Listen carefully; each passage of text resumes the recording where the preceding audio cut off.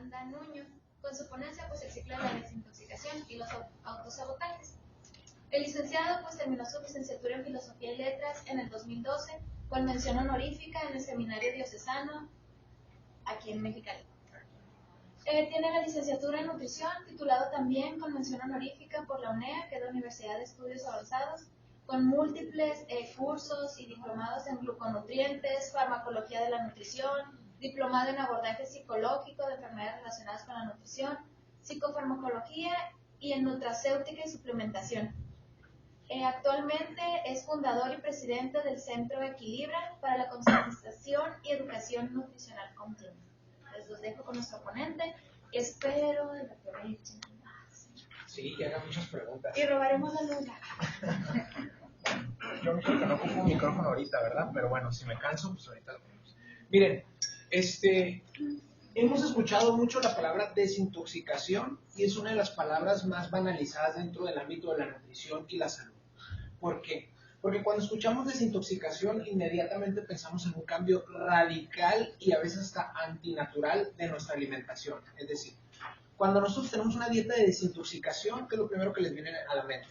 Los licuados verdes. Licuados verdes, una dieta muy estricta, una dieta donde voy a dejar de comer prácticamente todo, o lo que es aún peor, ¿no? Voy a tener que consumir alguna sustancia ajena a mi dieta habitual para poder desintoxicarme de esa gente. Y muchas veces la propaganda de ciertos productos milagros nos dice, esto te va a desintoxicar, e incluso te llegan a decir que muchos de los síntomas adversos que puedes llegar a tener por el consumo de ese producto se deben a la desintoxicación. O sea que ahora todo el mundo le llama desintoxicante a prácticamente cualquier cosa. Entonces vamos a ver realmente cómo es que nuestro cuerpo es capaz de deshacerse de todas las sustancias nocivas que están en el ambiente, pero que también nosotros consumimos y generamos a través de la alimentación.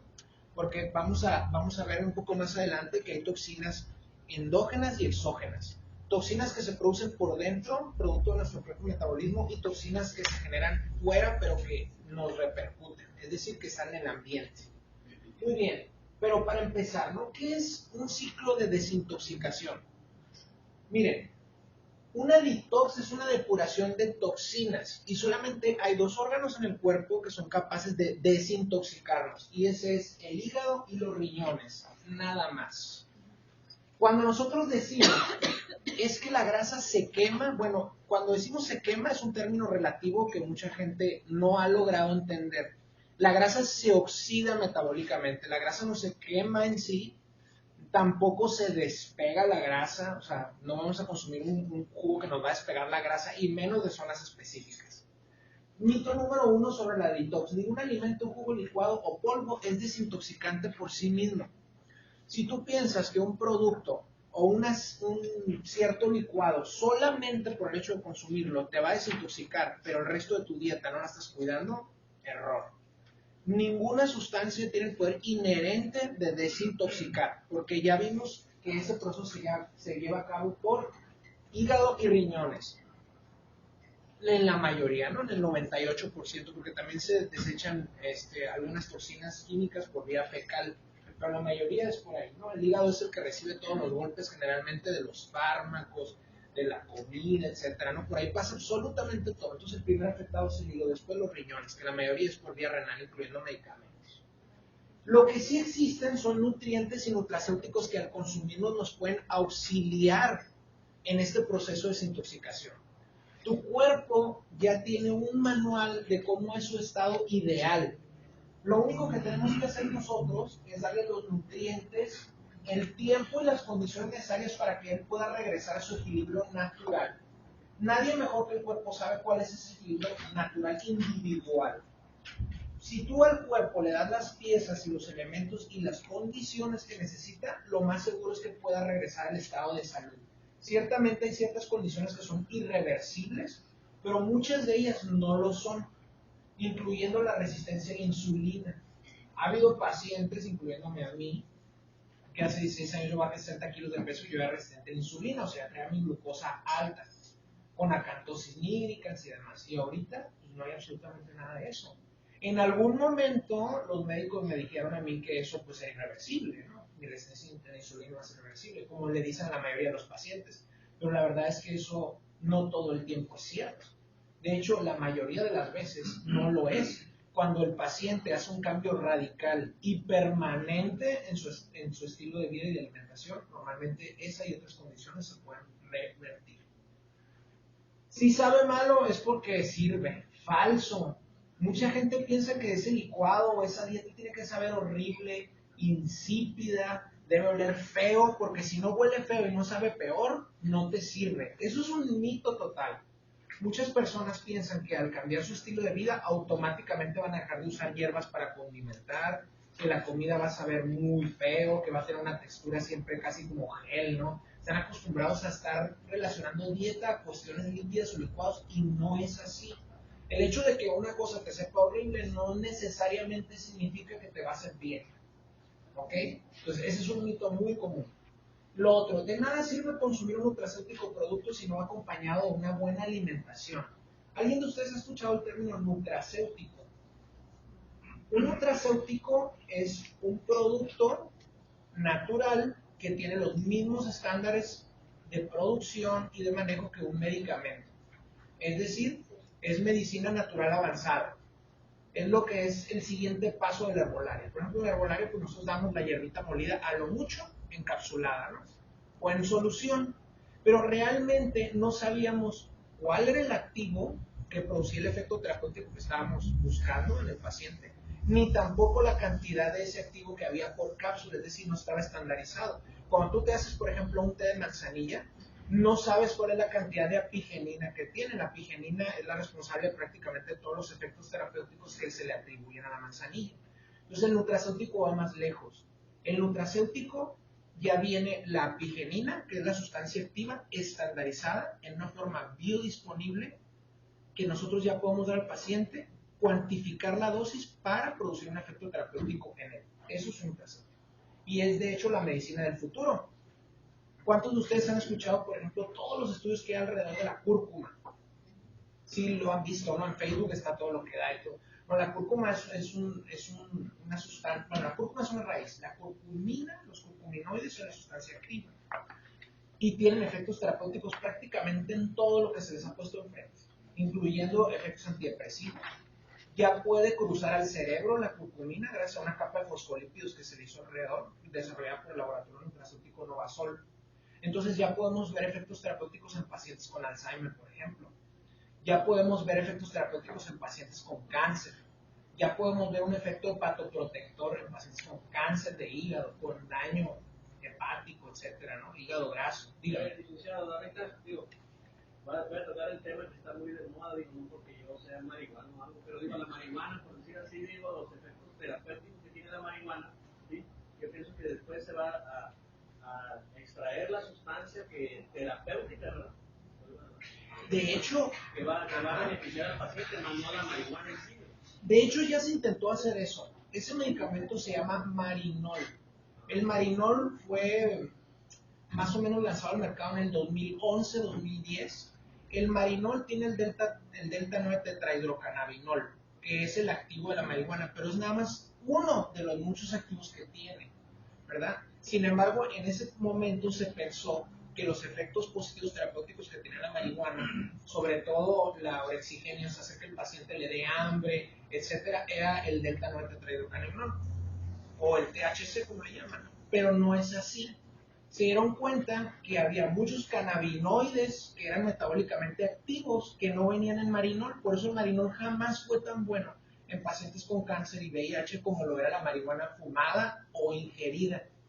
Entonces, probablemente en un futuro se haga algún nutracéutico que tenga todo el espectro de los cannabinoides y la anandamina, que es la otra sustancia que produce placer de la marihuana, y no el THC como se pensaba. Sin embargo, como ahorita ya están en el proceso de legalización, muy seguramente ya no va a ser tan necesario, porque la gente va a tener acceso a ella. El problema va a ser el medio de consumo. ¿Por qué? Porque pues el fumar marihuana te produce prácticamente los mismos efectos que el fumar el cigarro en la salud. Y a pesar de que hay filtros de agua y todo esto, bueno, de todas maneras sí se filtran toxinas. Entonces probablemente en un futuro sea un nutracéutico con todo el espectro de las sustancias activas de la marihuana. Ahora, aquí tenemos un desafío bioquímico, ¿no? Porque esa sustancia solamente se activa después de haberla sometido a una cierta temperatura. Es por eso que la marihuana se tiene que fumar o se tiene que hornear. Porque si está fría, si tú te comes una ensalada de marihuana, no te va a pasar absolutamente nada. Entonces habría que activarlo, ¿no? Pero ya son cuestiones nutracéuticas ya más avanzadas que los laboratorios sabrán cómo se activan. Decía ya chocolate para comerse marihuana de Estados Unidos. Ah, sí, por supuesto. Ese chocolate ya trae el extracto de la marihuana previamente calentado. ¿Sí? Por ejemplo, si tú haces un pastelito o algo y ya está calentado, lo puedes meter al carro, ya no pasa nada. La sustancia ya se activa. Entonces, la sustancia no es muy termoestable, pierde rápidamente la estabilidad de la molécula y se activa. De hecho, se activa más o menos como a los 55, 60 grados centígrados, o sea que realmente no es mucho. De hecho, aquí en Mexicali probablemente podría activarse. Entonces, de nada sirve que ustedes consuman, por ejemplo, la forma más avanzada de cúrcuma, que ahorita es la Full Spectrum. De nada sirve que estés consumiendo tu anandamina en capsulitas y todo el resto de tu alimentación es basura. El nutracéutico es como si fuera un aditivo. Tú puedes tener el mejor carro del mundo y el mejor aditivo, pero si tu gasolina es etanol con agua, te va a tronar. Entonces la gente cree que por el hecho de estar consumiendo un nutracéutico o algún producto que puede en sí ser muy bueno, se corrigen todos sus problemas. Y ese es el principal mito que ha propagado la propaganda de los productos milagro, ¿no? Cuando ustedes lean sin dieta y sin ejercicio, corran inmediatamente. Eso no es cierto. No puede ser cierto y no creo que algún día lo sea. Entonces, corran. Ahora, hablando de toxinas, bueno, ¿y una toxina qué es? Porque hay diferentes tipos de toxinas. Una toxina físicamente es eso, una sustancia venenosa que se produce por células vivas, es decir, pueden ser bacterias también, ¿no? Organismos, animales, plantas, etcétera, capaz de generar enfermedad. Eso es una toxina física. Ahora, hay otro tipo de toxinas que no están presentes en la naturaleza, que son estas otras, de sustancia producida por el hombre que una vez en contacto con el cuerpo es capaz de producir un desbalance orgánico. Es decir, estas son cenotoxinas, las hemos creado nosotros, no están en la naturaleza o están en pequeñas cantidades y en ocasiones muy raras y ahora están en todas partes, no gracias a la contaminación. Miren, ahí están muchas cenotoxinas que nosotros hemos creado. La más famosa de todas ahorita es el BPA, el bisfenol alfa. ¿Cuántos de ustedes han visto botellitas de plástico que dicen libres de BPA? BPA free, dicen abajo, ¿no? ¿Y eso qué es, no? Bueno, el BPA es una sustancia orgánica que se agregaba a los plásticos para darles flexibilidad, que fueran más maleables industrialmente hablando y darles formas así bonitas, etcétera, ¿no? Pero se descubrió que era un disruptor hormonal. De hecho, es un senoestrógeno. Un senoestrógeno es un análogo estrogénico externo al cuerpo. Es decir, una sustancia extraña que al contacto con el cuerpo humano tiene las funciones de un estrógeno, pero no solamente eso. El BPA es un senoestrógeno muy poderoso, muchísimo más poderoso que el estrógeno fisiológico. Entonces, ¿qué es lo que empezó a pasar? Personas que eran susceptibles al cáncer de mama, imagínense sus niveles de estrógeno más el senoestrógeno, se empezaba a estimular el crecimiento de los tumores que no tienen una idea. Ahora, ¿qué es lo que pasaba en los varones? Empezamos a tener varones con deficiencia de testosterona, con predominancia estrogénica y con los síntomas que le acompañan. Es decir, falta de líbido, falta de crecimiento muscular, acumulación de grasa visceral, ginecomastia también. Entonces, ¿qué era lo que estaba pasando, no? Que todo el mundo estábamos tomando esas botellitas de agua todo el tiempo. Incluso los garrafones viejitos lo tienen el BPA. Entonces, se quita todo eso y empiezan a disminuir los problemas. El otro, pues el PVC. Todo el mundo hemos tomado agua que cruza por tuberías de PVC, prácticamente todo el mundo. Bueno, se descubrió que producía cáncer de hígado en muchos pacientes. El malatión es un insecticida muy usado. Afortunadamente es muy soluble en agua, lo cual hace que su limpieza sea sencilla, entonces hay que limpiar frutas y verduras todo el tiempo porque este es el que más se usa, ¿no?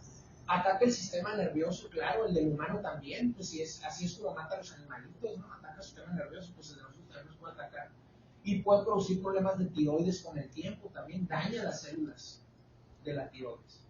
El MSG, ese todo el mundo lo hemos escuchado, es el mentado monoglutamato sódico, que produce el tan temido síndrome de la comida china. ¿Alguno de ustedes ha escuchado eso? Yo creo que todos los hemos sufrido aquí en Mexicali. El síndrome del restaurante chino produce sintomatología como sed excesiva, hambre excesiva, es decir, ¿cuántos de ustedes han ido a la comida china y a la hora parece que no ha comido nada? O una sed horrible. Hay gente que le dan una especie como de hormigueo en las articulaciones, dolores de cabeza como migrañosos pero chiquitos. Todo eso es producido por el exceso de esta sustancia. Es un aditivo alimenticio en forma cristalina que se le agrega a la comida. El MSG no tiene sabor en sí mismo. Lo que hace es que es una excitotoxina. Hace que todos los receptores de sabor que están en tu lengua sean muchísimo más receptivos a todos los sabores. Entonces todo te sabe delicioso. De hecho, a nivel hospitalario se usa para las personas de la tercera edad que ya no quieren comer, que van teniendo disgeusia. Se les agrega el MSG y pues todo les sabe igual de bueno que cuando estaban jóvenes. Entonces empiezan a comer y por lo tanto empiezan a ganar peso. Pero ¿qué es lo que pasa? Que la comida china lo están usando en cantidades casi industriales por plato. De hecho, si ustedes se dan cuenta, cuando ustedes van a un restaurante de comida china y los ven comer a ellos, no comen nada de lo que nos dan a nosotros. Toda su comida está libre de esto y de toda la más basura que nos meten a nosotros, ¿no? Ellos saben muy bien lo que puede llegar a causar. Así es, solamente verduras con pollo, que es lo que nosotros deberíamos pedir cada vez que vamos a la comida china, ¿verdad? El jarabe de alta fructosa, bueno, afortunadamente ya se desechó hace mucho tiempo a nivel industrial. El jarabe de alta fructosa era un componente prácticamente de todos los cereales para niños, de todos los postres, de todos los panes hasta los integrales. Y se descubrió que el perfil de lípidos de tu paciente pues empeoraba terriblemente, ¿no? Con esto. Las grasas trans también, ya hemos escuchado mucho de grasas trans. Miren, me han preguntado, bueno, esta margarina dice que es libre de grasas trans. Bueno, no es cierto. Las grasas trans son producto de la hidrogenación de aceites vegetales. El proceso de hidrogenación hace que estos sean sólidos a temperatura ambiente cuando normalmente deberían ser líquidos. El proceso de hidrogenación necesariamente, por su proceso intrínseco molecular, cambia la estructura y genera grasas trans. ¿Cuál es el problema aquí en México? Que la norma oficial mexicana le permite decir al fabricante que es libre de grasas trans mientras tenga menos de cierto nivel. Por ejemplo, si tenemos 100 gramos de margarina y hay 1 gramo de grasas trans, la norma oficial mexicana nos permite decir que está libre de grasas trans, pero realmente no lo está. Tiene que tenerlas, porque la generación de moléculas trans es inherente al proceso de hidrogenación. Hasta ahorita no hemos podido separar una cosa de otra. Probablemente en un futuro cercano lo podamos hacer, pero ahorita todavía no.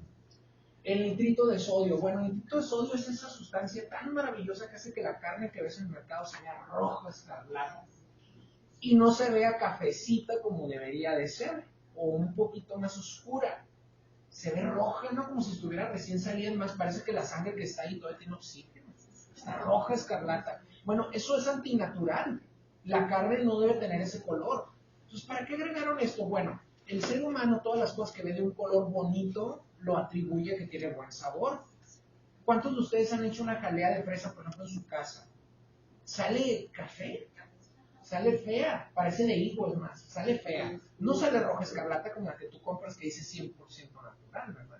Ok, porque tiene un colorante vegetal. A nivel industrial, los colorantes son el pan de todos los días. Mientras más llamativo es un producto, más se va a vender. Y la gente puede probar la misma mermelada, cafecita y sin colorante, la misma mermelada, pero rojo escarlata, y te va a decir que la roja escarlata está muy buena, aunque sea la misma y se ve igual. Entonces, lo visual tiene mucho efecto. Y la industria lo sabe. Este nitrito de sodio, el problema es que empezó a generar cáncer. Sí, se han estado leyendo ahorita todo lo que trae lo de la carne, ¿no? Que causa cáncer y todo eso. Bueno, no es la carne en sí lo que te va a causar cáncer, sino parte es eso. Esto que agregan a las carnes, los nitritos. Hay un estudio en Estados Unidos extensivo que se hizo durante 10 años que prueba la correlación directa que hay entre el consumo de nitritos y la leucemia infantil. Pues no le den embutidos a sus hijos, es lo peor que puede ser. De hecho, nadie debería consumirlos, pero los niños son especialmente susceptibles a esto y no sabemos todavía por qué, pero ya hay varios estudios que hablan al respecto. Ahora, hablando de toxinas, hay otro tipo de toxinas que normalmente ignoramos y que tienen un efecto muy grande sobre nuestros pacientes, que son las toxinas emocionales. Son emociones negativas que una vez presentes en el cuerpo producen toda una cascada bioquímica, pero en nuestra contra. Ahora, siempre debemos tener en cuenta que las toxinas emocionales solamente nos afectan si nosotros queremos. Se oye un poco contradictorio, ¿no? Cuando decimos, es que fulanito, menganito me hizo sentir mal. Bueno, tú permitiste que eso te afectara. El nivel de susceptibilidad que tengas a eso depende de tu fortaleza como persona humana. Pero realmente tú eres el que pone los límites. Si algo no quieres que te afecte, no va a pasar. Uy, creo que le apagué aquí sin querer. Ok. ¿Cuáles son esas toxinas emocionales? Para empezar, pensamientos irracionales, culpa, el escrúpulo, la ansiedad. Normalmente un paciente ansioso es un paciente que se está preocupando por cosas que ni han pasado y que lo más seguro es que no vayan a pasar. Por ejemplo, ¿cuántos de ustedes tienen una fobia a los aviones? ¿Aquí hay alguien que tenga fobia a los aviones? Ok. La probabilidad de que te caiga un rayo saliendo de aquí afuera es mucho mayor a que tu avión próximo se vaya a estrellar. Sin embargo, la mayoría de la gente no está pensando que le va a caer un rayo, ¿verdad? Pero puede ser. Pero lo más seguro es que no vaya a suceder. Y cuando tú le empiezas a preguntar a un paciente ansioso o escrupuloso cuáles son sus razones para preocuparse, te vas a dar cuenta que son pensamientos irracionales. Son cosas que o no pueden pasar o cosas que normalmente no nunca pasan. Y que lo más seguro es que le pase otra cosa de la cual no está consciente que es. Entonces, eso es una toxina emocional también. ¿Por qué? Porque la gente está pensando siempre en cosas que van a pasar o que cree que le van a pasar y se distrae del presente y pierde niveles de conciencia. Miedo al fracaso, por intentos o por ideas externas. Es decir, bueno, yo no puedo hacer esto porque siempre he fracasado. Un paciente que empieza de nuevo a estar en un régimen alimenticio normalmente te dice, yo he tratado de todo. Y eso genera una toxina emocional que predispone al paciente al fracaso, como dice ahí, por intentos o por ideas que él tiene, ¿no? Uy, yo creo que es muy difícil. Siempre me van los pacientes y me dicen, oye, pero la dieta va a estar muy difícil, me dicen, o sea, ya se están predisponiendo a miles de cosas, ¿no? Pues eso genera también ansiedad en el paciente. Pueden ser ambientales también. Estas toxinas emocionales son muy importantes. ¿Por qué? Porque son con las que te relacionas directamente todos los días, por ejemplo. Cuando una persona va al consultorio, por ejemplo una mujer, me dice, ¿sabes qué? Quiero empezar un régimen alimenticio porque tengo sobrepeso. Lo primero que le pregunto es ¿cuántas personas en tu casa tienen sobrepeso? Y me dice normalmente todos. Eso se le llama ambiente obesogénico. Todos tienen obesidad. Bueno, ¿y por qué nada más vienes tú? No, pues es que mi marido me mandó. ¿Saben cuál es el problema? Que el marido empieza a convertirse en una fuente de sabotaje a la mujer. ¿Por qué? Pues porque simple y sencillamente está la presión de que, oye, vamos a salir a comer esto, no, pues es que ahorita no puedo. Y está constantemente insistiendo, ¿por qué? Porque no está en ese proceso. También en el trabajo sucede, ¿eh? Nosotros, vamos a ver un poquito más adelante, funcionamos como una colectividad hasta cierto punto. Y a veces cuando una persona está haciendo algo diferente a lo que todo el mundo estamos haciendo, tratamos de homogenizarlo para mal. En lugar de nosotros homogenizarnos a esa persona, la queremos hacer igual que nosotros. O sea, te jodes tú, me jodo yo, ¿no? Pero aquí todos estamos bien fregados. Y empieza a suceder que le empiezan a decir a la gente, no, ya te ves muy delgada, ya párale, le faltan 20 kilos. ¿No? Es que como que te estás viendo muy enferma. Ay, es que mira, cómele poquito, no te va a pasar nada, pero ese poquito es a cada ratito. Entonces hay que tener cuidado con eso. Todo esto que estamos diciendo es parte de un taller que tengo yo que se llama Salto Cuántico. Si les interesa, vamos a dar en enero todo completito. Aquí les estoy dando una partecita. ¿Ok? Miren, en el 2012, el doctor Lori Numenma hizo un estudio con 100 personas de ámbitos culturales diferentes, de religiones diferentes, etc. Y les empezó a preguntar qué era lo que sentían y qué es lo que sentían al ver unas imágenes. Ese es el resultado del estudio, ¿no? Fíjense, quiero que vean ustedes, porque esto tiene una correlación directa con lo de las toxinas que habíamos hablado. Por ejemplo, cuando una persona sentía ira, aquí está el resultado. Aquí es donde la ira se siente. ¿Se fijan? En el área del corazón, en la mandíbula y en las manos. No interpretamos las manos. Cuando alguien tiene miedo, normalmente se da en esta área, ¿no? Corazón y un poquito más abajo. Disgusto en esta parte. Ahora, quiero que ustedes vean Cuando una persona es muy corajuda, ¿qué es lo primero que le pasa? ¿Qué son los órganos que se afectan? Sistema digestivo y corazón. ¿Casualidad será? Parece que no, parece que este estudio nos demuestra que de hecho no es así. Miren, ansiedad, gastritis, colitis, demás. En esta área se sienten ansiedad. Entonces ustedes piensen en ansiedad y ¿dónde lo sienten? Aquí en esta área. Cuando una persona está contenta, satisfecha, pues la mayoría en la cabeza, ¿no? Depresión, hay una ausencia de sensación. Cuando una persona está deprimida, es al revés, no siente. Y de hecho, las áreas que menos sentían eran las extremidades. Por ejemplo, vergüenza, miren, no se siente la vergüenza, pues por eso se sonroja la gente, ¿no? Aquí, en esta parte, vergüenza en esta parte. Envidia en la cabeza. La gente que es muy envidiosa siempre está pensando en cómo joderse al otro y casi siempre tienen dolores de cabeza. Casi siempre les duele la cabeza a esas personas. ¿Por qué? Por estar pensando en yo no tengo y cómo hacer para que el otro no tenga, porque pues yo no tengo, entonces si yo no tengo, él tampoco. ¿Verdad? Entonces fíjense qué curioso esto, que realmente, como yo les decía, cuando hay una emoción negativa, pues hay una reacción bioquímica. Y esa reacción bioquímica tiene efectos sobre los órganos y eventualmente se externa como enfermedad o como dolor. Y es algo pues muy cierto, ¿no? Que estamos comprobando día con día, que ya como cultura general yo creo que todo el mundo tenía una cierta intuición, pero hasta la fecha se están empezando a hacer estudios ya científicos al respecto. Dígame. Ahí fue el área más relevante porque puede estar cambiando, ¿verdad? Ah, sí, por supuesto, porque una persona no va a estar enojada todo el tiempo o va a estar con miedo todo el tiempo, ¿no? Es un estudio que está empezando a hacer y los resultados finales del estudio van a estar hasta el 2020. Entonces vamos a ver qué es lo que pasa ahí. Miren, por ejemplo, aquí tenemos unos ejemplitos de condiciones comunes y a qué se deben, ¿no? Según este estudio y también estudios de otros psicólogos, psicoanalistas como Carl Jung, etcétera, ¿no? Por ejemplo, estreñimiento. Dice retención de emociones, reclamos, culpa, incapacidad para poder expresar correctamente la ira y la frustración. Pues cuando una persona tiene problemas digestivos de ese tipo crónico, normalmente viene acompañado de esto. Somos incapaces de dejar ir, entonces nuestro sistema también lo empieza a retener. Colitis o gastritis, perfeccionismo, escrúpulos, autoexigencia, normalmente es propio de hijos mayores como yo, que somos un poquito más perfeccionistas, etcétera, y personas que son demasiado dedicadas a su trabajo, normalmente siempre tienen colitis y gastritis, normalmente nerviosa, ¿no? Insomnio, incapacidad para dejar ir, personas que nos gusta tener el control de ciertas situaciones. ¿Qué es lo que pasa? Pues te duermes y estás pensando. Y parece automático, ¿no? Parece que el cuerpo en ese momento quiere pensar. Vamos un poquito más adelante. Bien, una desintoxicación verdadera entonces debe de darse en estos 3 niveles. O sea, no nada más físico, y es lo que normalmente nosotros estamos pensando, ¿no?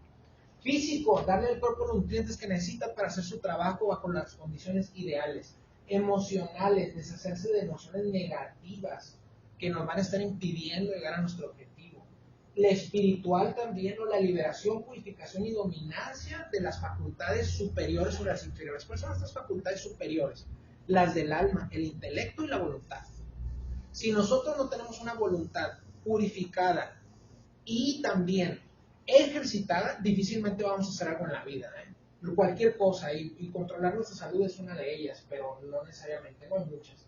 Perfeccionamiento de la voluntad y autoconocimiento también.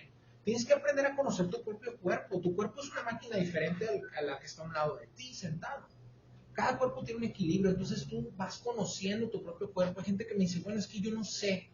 Dice, ¿qué voy a hacer cuando llegue a mi peso? Yo no voy a saber cómo mantenerme. Le digo, bueno, es que este proceso es un proceso de autoconocimiento. Esa es tu tarea como paciente, aprender a conocer tu propio cuerpo, a saber cuáles cosas te caen bien, cuáles no te caen bien, cuáles parecen afectarte más que otras. Eso tú lo vas a ir conociendo y lo vas a retroalimentar conmigo y yo te voy a ir guiando para que en última instancia yo te diga, mira, así es como debes de comer. Y tú ya vengas a chequeos trimestrales, semestrales, etcétera, nada más para ver cómo estás, ¿no? Como cuando nosotros vamos al médico por un chequeo general 1 o 2 veces al año.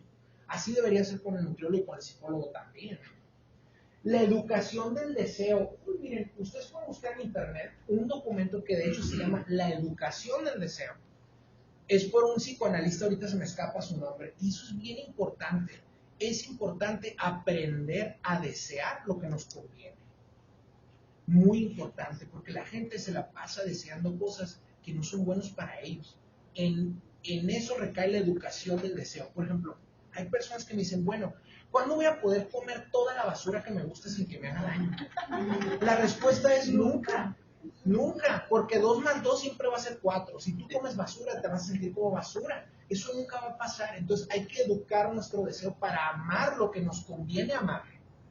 Es decir, aprender a enamorarte de comer bien, de sentirte bien, y no enamorarte de placeres efímeros que terminan haciéndose sentirte muy mal. En eso consiste la educación del deseo y es muy importante. Entonces se dan cuenta de la desintoxicación, todo lo que implica. Cuando normalmente nosotros pensamos nada más en la primera parte y lo demás me vale, Wilson, ¿no? Pues no. Deben de ser las otras dos también, porque esas otras dos van a hacer posible que tú recuperes tu salud y tu figura permanentemente. No solamente por temporadas, o para la boda, o para el baby shower, o para la quinceañera, o para el reencuentro de mis compañeros de secundaria, sino para el resto de tus días.